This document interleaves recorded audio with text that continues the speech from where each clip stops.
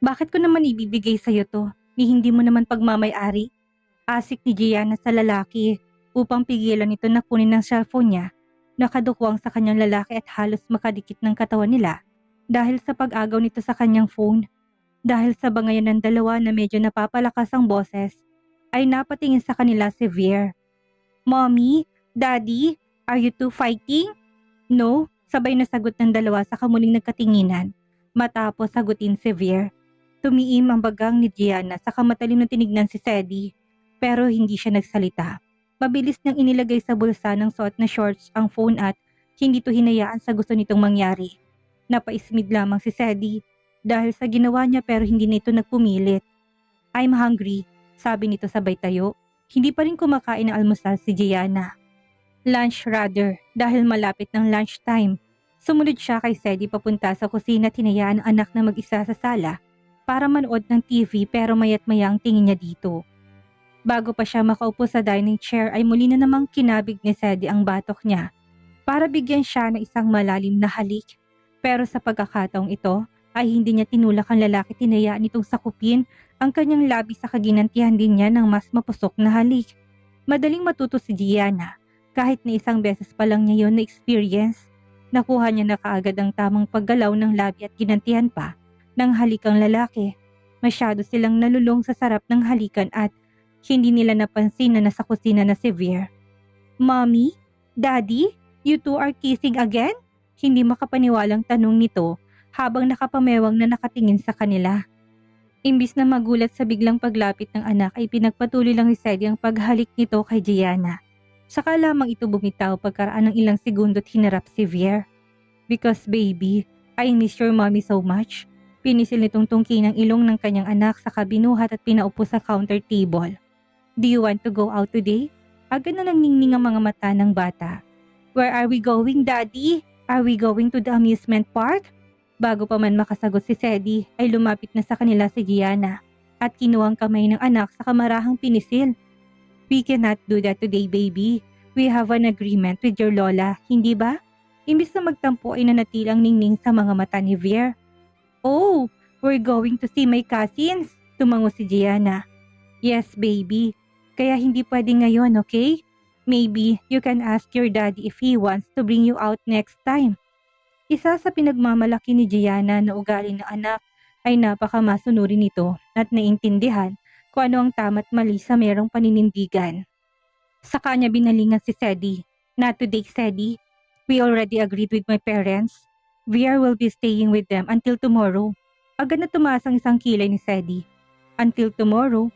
What are you doing then? Lumapit sa mesa si Gianna at nagsimulang kumain matapos hayaan si Veer na bumalik sa salas. If you didn't know, I used to play guitar and I am going back to my band tonight. Hindi may tago sa boses ni Gianna ang pananabik.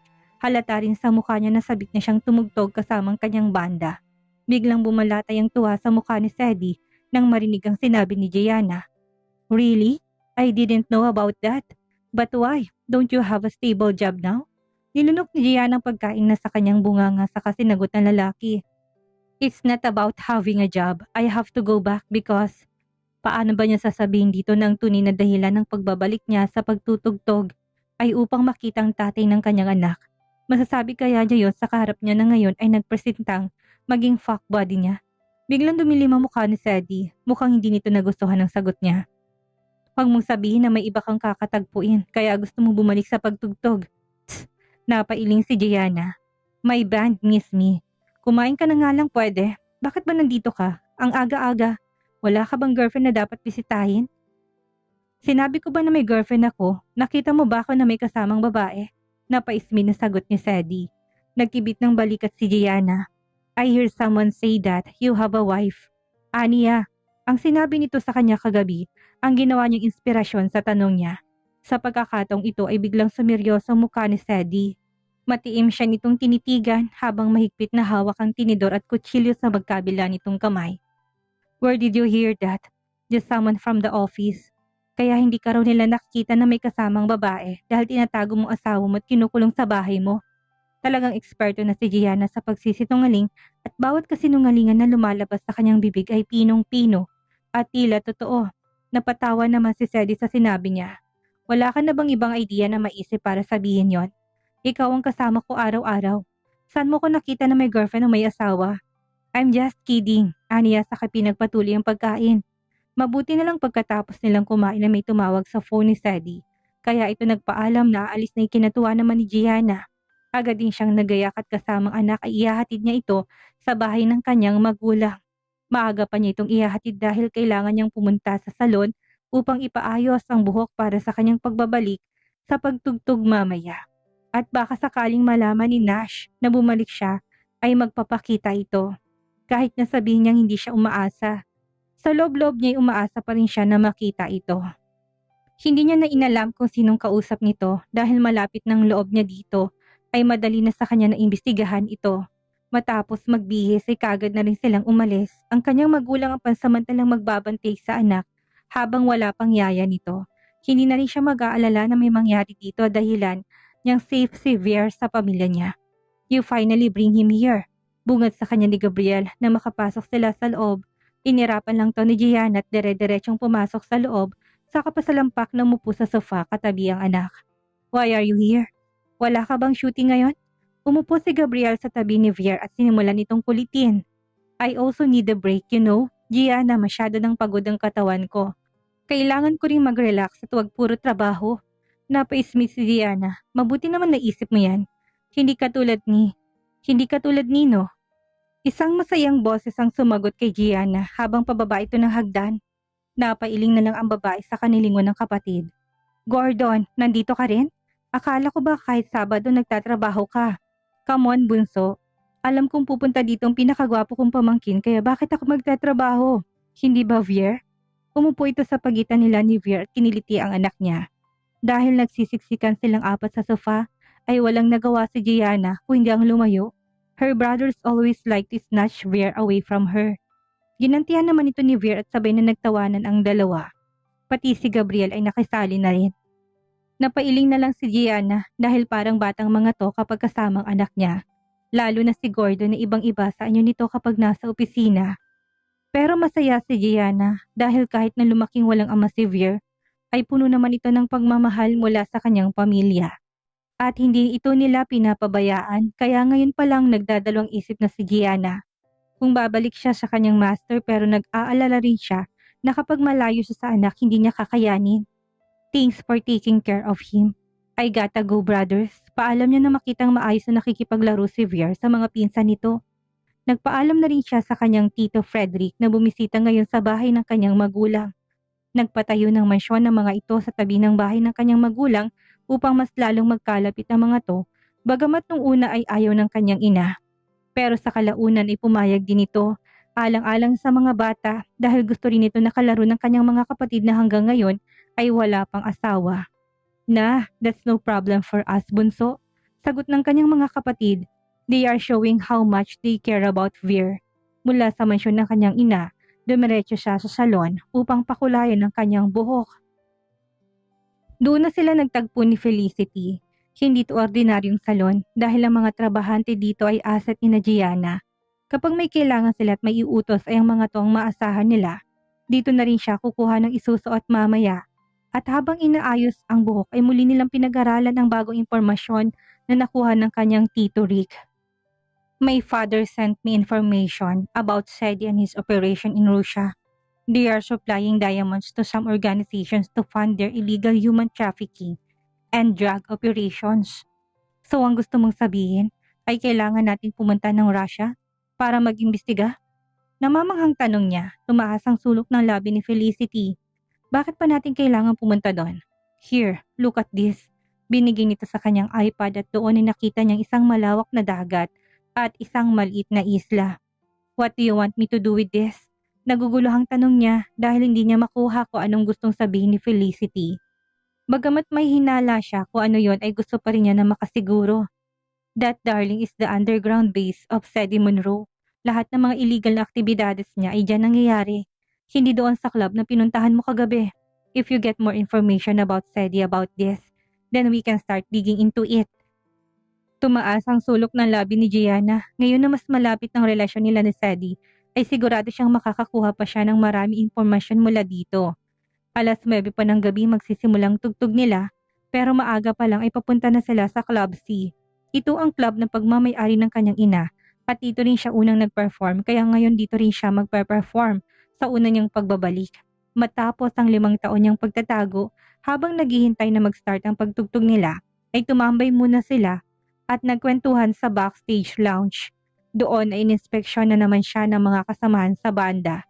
5 taon kang nawala, Vera. Sigurado ako marami kang ikukwento sa amin, hindi ba? Justin is right, Vera. Saan ka nagtago ha? Bakit ngayon ko lang nagpakita? Inakbayan siya ng kanilang drummer na si Jesus. Ibang-iba ng itsura nito ngayon. Gan was the flamboyant boy who was always fooling around with women and was replaced by a mature look. Hanggang balikat na rin ang buhok nito at may konting balbas sa muka na mas lalo pang nagpapalabas ng kaangasan ng mukha nito. Siniko niya sa tagiliran ng lalaki sa inalis ang braso nito nakakbay sa kanyang balikat. I will tell you next time. Ninisihan niya ito. Oh, come on, Gianna. Why are you so secretive? Ano, may bumihag na ba sa malamig mong puso? Biro naman ni Harriet na singer din nila. Nanatiling ngisi sa labi ni Gianna at patamad na sumandal sa likod ng sofa. Porket ba nawala ko, may lalaki na kaagad? Hindi pa pwedeng nagkaaberya lang? Sekreto sa mga to ang tunay na katauhan nila ni Felicity. Delikadong ginagawa nila sa CSS at ayaw niyang madamay ang mga ito. Kaya kahit na malapit pa nilang kaibigan ng mga kabanda, hindi pa rin nila sinasabi kung anong tunay nilang trabaho, na siya ring isa sa mga protocol ng ahensya.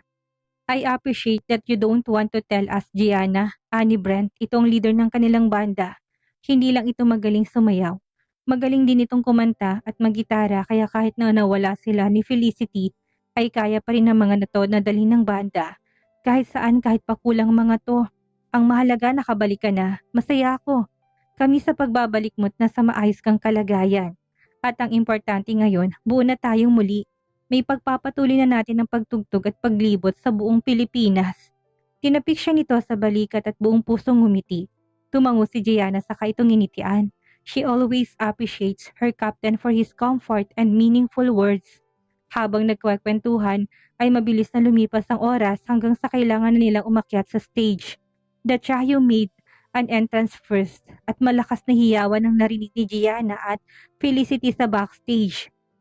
Hindi pa alam ng mga tao ang pagbabalik nilang dalawa ni Felicity. Alam niya noon ay marami na silang fans ni Felicity, kaya paulit-ulit ang mga itong dumadayo sa Club C para lang masilayan silang tumugtog pero hindi niya lang alam ngayon kung naririto pang mga to dahil matagal siyang nawala. Bagamat paminsan-minsan ay sumasama si Felicity sa mga ito, ay hindi pa rin yun kompleto hanggat wala siya. And when Felicity came out, there was a second of silence and then the crowd went crazy. Rinig na rinig yun ni Gianna nag-abang sa backstage. Matapos tong introduce muli ni Brent at winelcome sa pagbabalik nito, ay siya naman ang lumabas. Nang si Gianna nang lumabas, suot ang itim na crop top na pinatungan din ng itim na crop top jacket at butas-butas na maong na pantalon at itim na bota, ay muling tumahimik ang lahat ng manunood. Tila hindi ang mga ito na makapaniwala. And suddenly, the crowd went wilder than before. Nagsitayuan ng mga to't masigabong nagpalakpakan. Malakas pang sinisigaw ang pangalan niya. And Gianna realized, Vera is finally back. Nandito na siyang muli sa harap ng mga taong laging nagsusubaybay sa kanya para panoorin siya kasama kanyang kabanda. She was overwhelmed and happy. Hindi niya akalain na ganito pa rin kainit ang pagtanggap sa kanya ng mga tao kahit na 5 taon nang nakakalipas na wala siya dito. Tumayo siya sa harap ng mikropono at malawak ang ngiting binati ang lahat. Hello everyone! This is Vera. Glad to see you back. Hindi nawalang ngiti sa kanyang labit habang pinapalibot ang tingin sa manunood isang lalaki nakaupo sa isang sulok na natagpuan ng kanyang mata. The guy was sitting in a dim light corner, but his face was lit. That face was looking at her with great interest. Shit, she could only curse. He really appeared. Mariing napalunok si Gianna na magtagpong mga mata nila ng lalaki pero dahil maraming mata rin na nakatutok sa kanya at mga fans na nag-aabang sa pagbabalik niya hindi siya nakapag-apekto kahit pabahagyang kumabog ang dibdib niya. But Felicity was different. One of her strength ay magbasa ng expression at nang makita niya kung saan nakatutok ang mata ko ay kagad niya yung sinundan ng tingin. And when she looked back at me again, she was flustered. Pero tulad ko, hindi rin to nagpa-apekto at kahit na may gusto itong sabihin ay pinigilan itong sarili. Saka pumunta sa pwesto nito. Kahit na matagal niya nang hindi nakasamang banda at konti lang ang na-rehearse kanina sa backstage, ay naging maganda pa rin ang show at hindi naapektuhan ng matagal niyang pagkawala ang kanilang performance. Lagpas na sa 2 oras na quota ang performance nila dahil panay ang request ng mga customer. Pinagbigyan naman nila ito dahil na rin sa pagbabalik ni Gianna. At kahit ang lalaking nakatitigan niya kanina ay naroroon pa rin, sa buong performance niya ay sa kanya lamang to nakatingin. Kahit naiilang sa klase ng titig nito, hindi hinayaan ni Gianna na magkamali. Gianna, mahinang tawag sa kanya ni Felicity. Pagkababa pa lang nila sa stage, naiwan ng 3 kalalakihan upang makipaghalubilo sa VIP customers na regulars na ng mga ito kaya sila lamang 2 nasa backstage lounge. Kung tatanungin mo ko kung siya yun, hindi rin ako sigurado. Sinara niyang zipper ng guitar case saka pinasok yun sa cabinet na nakalaan para sa gamit niya. Nilingon niyang kaibigan. In any case, kailangan ko siyang makita at makausap. Nagkasalubong ang kilay ni Felicity. And then what? Sasabihin mo sa kanya na nagkaanak kayo? Pananagutin mo siya? Paano kung kukunin niya sa yung anak mo? Kakayanin mo ba yon? Napaismit si Gianna. Why are you even asking me so many questions? Paano kung hindi naman pala siya yun? Inayos niyang pagkakasuot ng jacket sa akmang lalabas. Pero may nakalimutang sabihin kay Felicity. Sa tingin mo ba kaya kong ipamigay si Vier? Ano nga kala mo sa akin? Basta-basta ko nalang isusukong anak ko? Ako ang naghihirap sa kanya, Felicity. Walang ibang taong aangkin sa anak ko kung hindi ako lang. Napailing si Felicity sa katumingin sa kanya na puno ng determinasyon ng mukha. Always remember my advice to you. Hindi mo kilalang lalaking yun. Be careful. Binalikan niya ito sa kaniyakap ng mahigpit. Thanks. I will take a grab on my way back. I'll see you tomorrow, okay? Niyakap siya pabalik ni Felicity sa kabinitawan. Malalaki ang hakbang na lumabas siya ng lounge at pumunta sa bar counter sa ground level. Dahil doon niya nakitang lalaki pero wala na ito doon. May ilang kalalakihan ang lumapit sa kanya. Pero dahil nakita siya ng mga bouncer at ni Brent na papalapit ay walang nanggulo sa kanya. Pinaikot niyang tingin sa buong ground level pero hindi niya na mahanap ang lalaki. Gianna, who are you looking for? Why are you so flustered? Agad na tanong ni Brent na makalapit na to sa kanya. I am looking for someone niya. Aniya habang patuloy sa pag-ikot ng tingin pero ni anino ng lalaki ay hindi niya na makita. Nilingon niya si Brent saka nagpaalam. Brent, I will see you next week, okay? I have to go.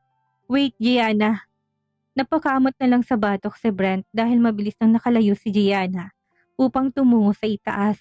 Kasamang isang bouncer sa isa niyang binuksan ng mga private room upang hanapin ang lalaki. Others cursed at her when she barged in because she was interrupting their happy time. Pero naikot na't lahat ni Gianna ang buong 2nd floor na puro private room ay hindi pa rin niya nakikita ang lalaki. Did he leave?